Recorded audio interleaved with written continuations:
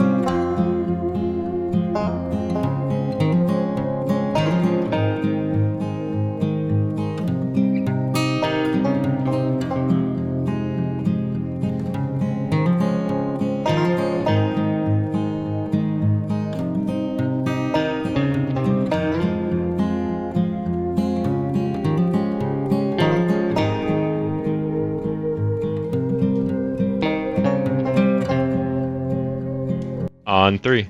1, 2, 3. What are you doing, Hunter? Oh wow. Oh no!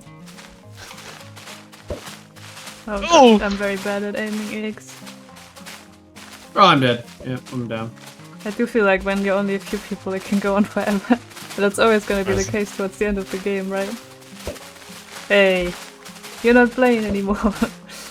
Oh, that would actually be kind of fun, is to let the spectators throw the eggs as well. Yeah. So when they fall, they can just go up and just start spamming eggs, and that would be a way to prevent the whole, lasting a really long time.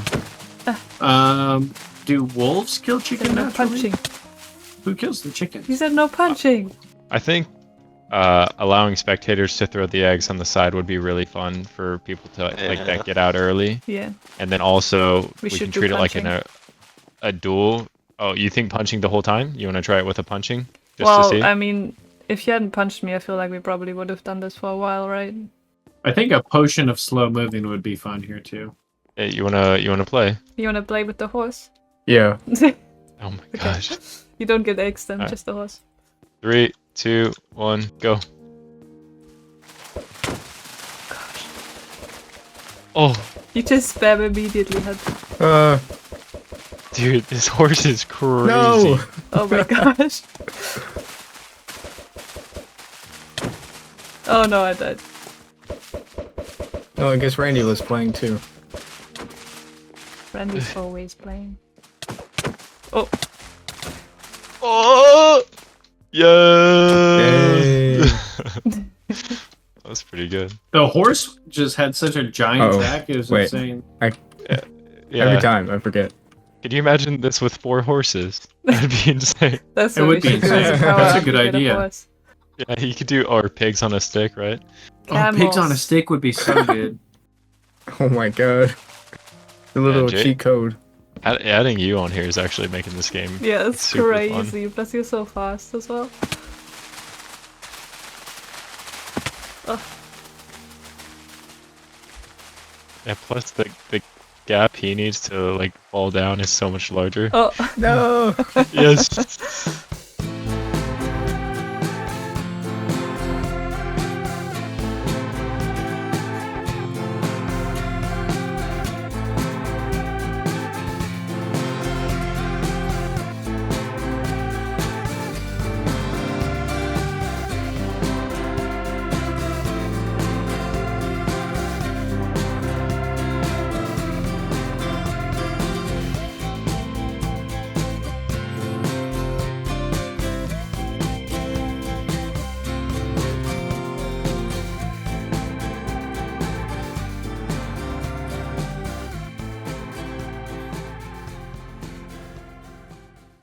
Yeah, so as you saw, the dripleaf spleef wasn't the only thing we built. I also put up this big portal, And I really try to experiment and be creative here with the color palette and push myself kind of to use one that I've never used before. And I don't think I've ever really built with the crimson a whole lot.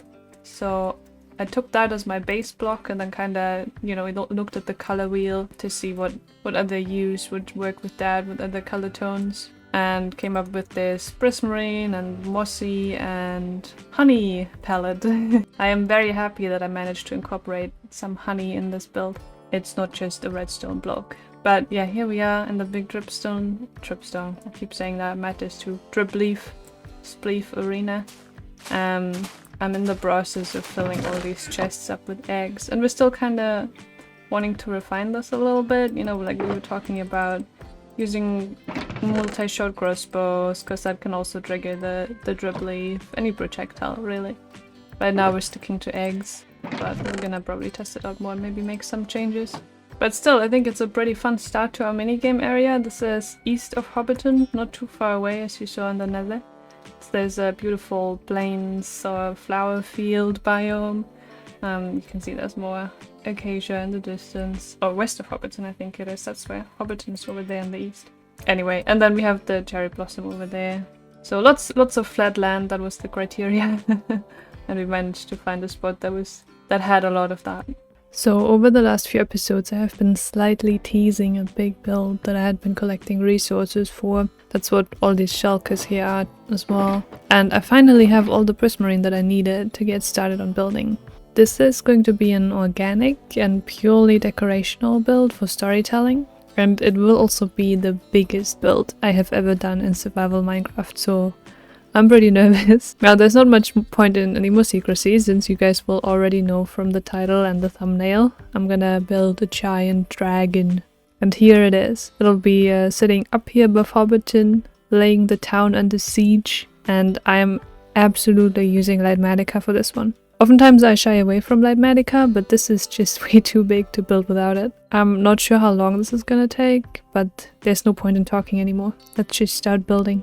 The very much main inspiration for this build is this image by a Reddit user named Ragbags. So he originally built a dragon like this. I went off of this image to build my own in creative mode. I mean, I really just copied the front of it and kind of tried to wing the back myself, which is why I do think that the back looks a bit more goofy than the front, but that's okay. I still feel like I learned a lot from building this in creative mode. And I did change out the colors. I wanted the turquoise color palette for the wings, and I used mainly wood for the body because I think it also looks good and just is very easy to get. We also have some blackstone in there, some sandstone, 4 different kinds of wood, I think. Yeah, birch, spruce, oak, and dark oak. We've got a little bit of quartz for his claws. Yeah, it was a lot of fun to put together and then see it turned in and then feel it become even more real in survival.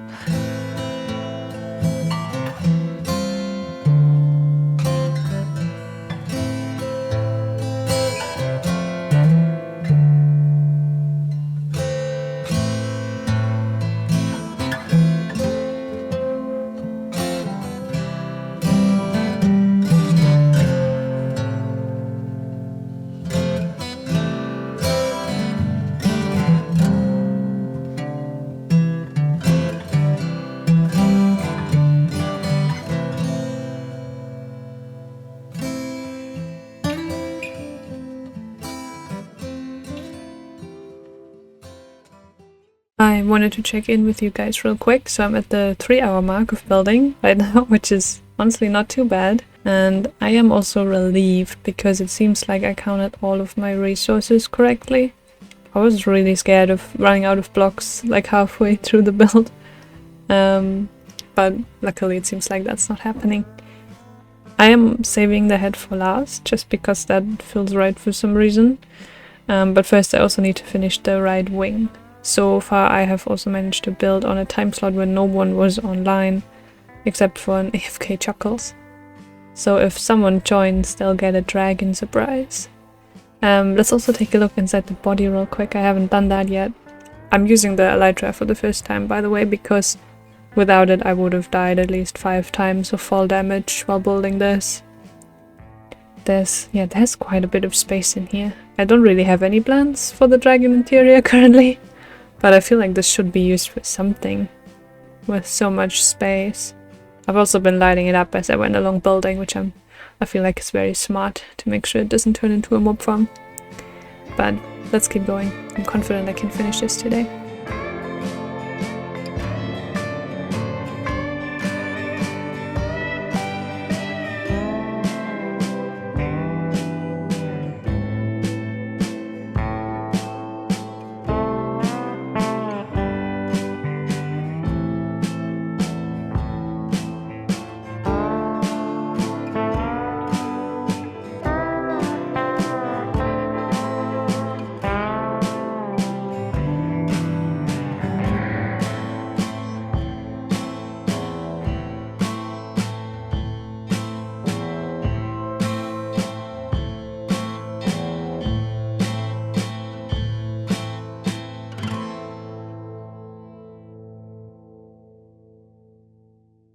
And here it is, the completed dragon in all its glory.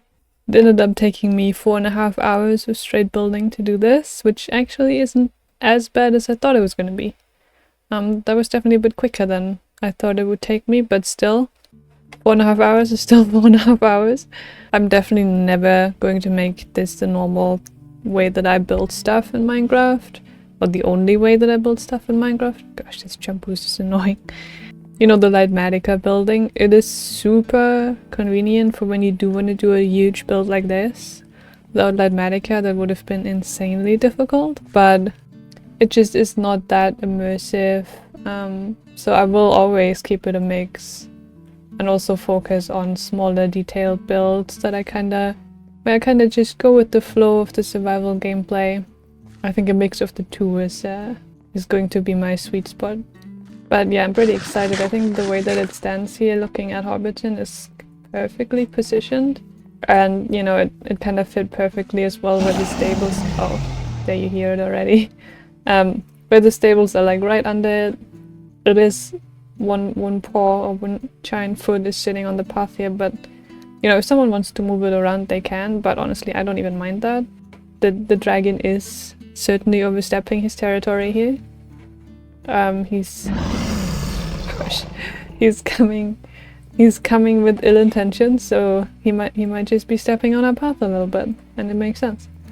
But yeah, as you can hear, someone installed, I'm assuming somewhere here on the floor, a trigger so that you can hear a dragon growl when you walk by, and that's actually awesome.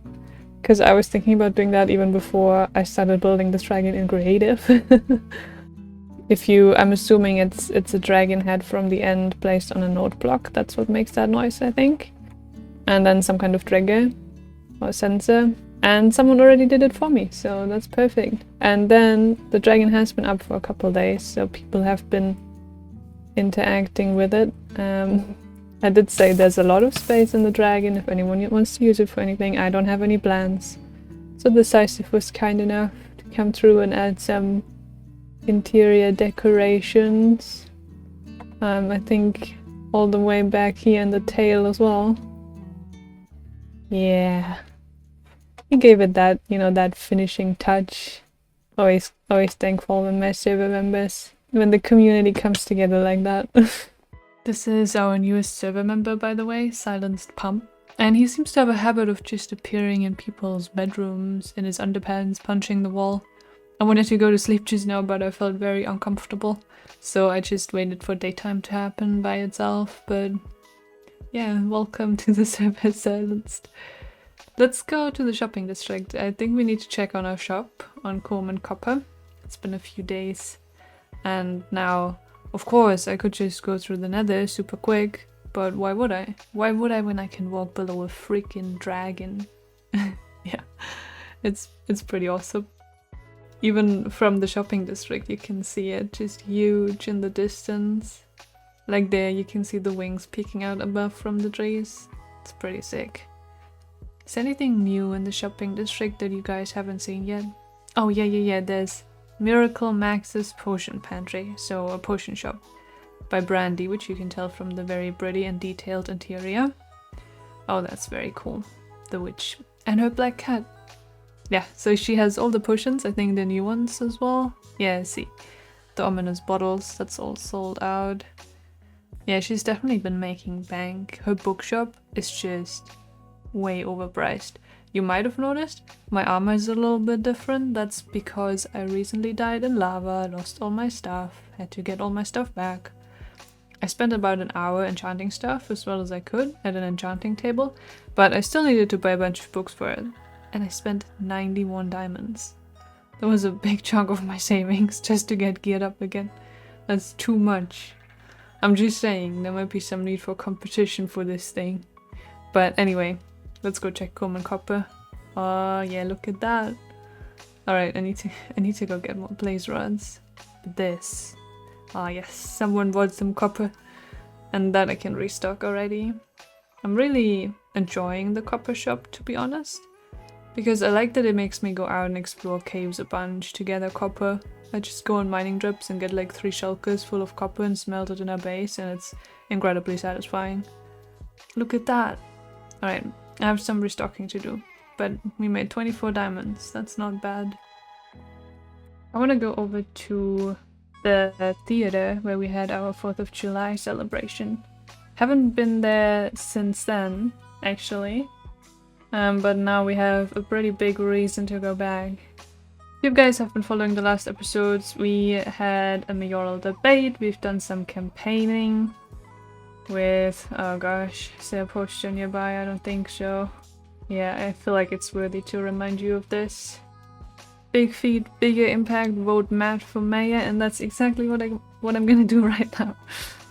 You know, especially with the big dragon now laying Hobbiton under siege, I think it's more important than ever to feel united as one Hobbiton and not divided into North and South Hobbiton.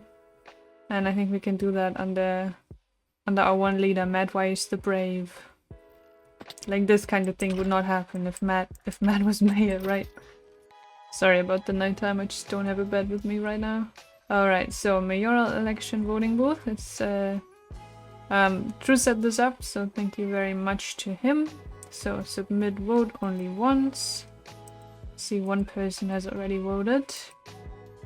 And of course, I'll be supporting my candidate. There we go. The vote is cast. Don't mind the arrow sticking into my brain. I promise I can still think straight and make the right decision. Oh, I can't even see who people have voted for. That's kind of the whole point of a booth. Nice. Do you wanna tell me if you voted for yourself or for Anne? I voted today. For the rest of the episode, there's something that I want to get to that's kind of in line with a completely different project that you have honestly no idea about yet, but I will show you before I go. I'm gonna grab a bunch of gold because that I will need. Also, someone just left like 3.5. I mean, I had some gold, but not this much. Someone definitely left some gold blocks in here. And I don't know why or who, but I am very thankful. This is about our nether hub. As you know, we've moved everything to the ceiling a while ago just to make things a lot easier. And now mainly Matt, and I've been helping him / watching him a bit, started working on making it an actual hub. He built this very nice centerpiece for our spawn portal. I love the tree that is growing in the middle of it. I know the leaves look like very sad in the nether, but I still think it's super pretty. And given that we're in a basalt delta, we get the nice particles, which I love. So it's very atmospheric. I like it a lot. And then we basically have the 4 main tunnels, right? Color coded. The green tunnel is to the east, for example. And we started just by doing an ice road to be able to boat down. And then the idea is that people can just connect their portals up to the main tunnels or roads. They're not going to be tunnels because we also just want to give people the option to just fly. So there's no roof to anything. But I'm also thinking it'd be very nice if we had soul soil next to these so you could run. which I think for longer distances the boat is definitely better. But for short distances, I know last season I like doing just the walking on the soul soil with soul speed. Now the thing is, I don't have any soul speed yet, but I think if I can remember correctly, you don't even have to go to a bastion to get it. Oh, and this is also something Level is working on, just blowing a very big hole into the nether ceiling, so you can just drop down with your elytra, which should be sick as well. Yeah, but for now we're using the little hole over here. And I'm gonna try to find a piglin. Should probably put on some gold boots for that. Make sure we're friendly with each other. And then I'm gonna start just bartering a bunch until I hopefully get soul speed. I'd like to get more than one, just to make sure at least Matt also has them. I don't know if I would want to start selling them, but actually, gosh. I have too many ideas rattling around my brain at the moment. I know I have some future plans where I might actually set up a proper piglin bartering station, which means I would also have to build a gold farm. So just another Minecraft rabbit hole where you need one thing to do another thing, right? But that is something that might happen in the future, so maybe I can provide more people with soul speed, but not right now. Right now it's all just manual work. Let's see, where's a piglin? What is that? Huh. For a second I thought that was an enderman. Scary. I also don't know if there's a soul... oh, here's one. If there's a soul sand valley very close by, but if so, I would quite like to just mine a bunch of soul soil as well. Which is better than the soul sand, right? Because it doesn't slow you down if you don't have soul speed. What did you give me? Soul sand. That's exactly what I was saying I don't need. What is happening there? All our blaze spawners are such a mess. Whoa, that's a lot. That's a lot of excitement.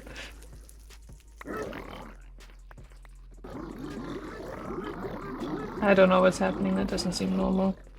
Still no luck. I feel like I'm pretty sure they give the soul speed books, right? Maybe it's just rare and I'm getting unlucky. I hope I'm not wrong here. Oh, I think they gave me boots. Yes, soul speed 2 only, but... oh, and a book. Okay, it's happening, it's happening. They go through this gold pretty quickly. Oh, another pair of boots. Okay, I have 2 soul speed 2. I don't know, can I combine those 2 boots to get soul speed 3? I'll have to experiment. Ah! I'm doing bad.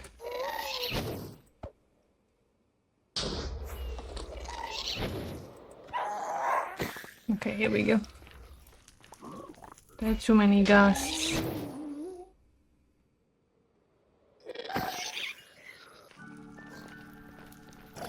Oh dang. Oh gosh, okay, I need new piglets. Mine are dying. Alright, let's see what I got from that little adventure. I don't think it's as much soul speed stuff as I was hoping it would be, since I also need to just combine a lot of that. But we did, as you can see, get quite a bit of other loot, which I'm definitely not mad about. Yeah, I really do want to do piglin bartering, make a proper setup for it with a gold farm. There's some cool stuff in there. There's always nice to have a lot of ender pearls, obsidian, of course, the quartz, the stuff I need to take back. That's just my stuff. But yeah, you even get a little bit of iron from it, and gravel for concrete. It's pretty neat, some good stuff for sure. But let's see how much soul speed we got out of this. So 3 soul speed, 2 boots. Yeah, and you can combine those 24 levels. Dang. Now I have iron soul speed boots. Let's go to the spider farm to do the rest of this, I guess. It's very expensive, dang. Let's see, books I have... oh, here's a soul speed 3 already, that's great. Then I have 2 soul speed 2 and 1 soul speed 1, so I want to combine those as well. 12. Okay, let's get 12 levels. It's a mission success, we have the soul speed. That's pretty awesome, and I did get a second soul speed 3 book out of that to give to Matt, and we do also have 2 of the iron boots with the max enchantment. Do you guys remember how I was complaining earlier about the enchantment book prices being so steep. Well, my complaints were already heard, it seems, even though I only voiced them like a coward in recordings. But all of the books here are now 2 diamonds each instead of 5, which is wonderful. But I did also see, and I'm assuming that's maybe what prompted this, this thing is popping up over here. And it's not open yet, but it looks like it will be another bookshop. The rivalries are really defining our shopping district this season, which is kind of fun. But that does make me pretty happy that I don't need to worry so much anymore about maybe losing my stuff and having geared up again and having to gear up again. I did also make some more sales here, I saw. So I'm gonna be restocking, and I hope you guys enjoyed this episode. Hopefully in the next one we will know who our mayor of Hobbiton will be. So I'll see you then. Bye.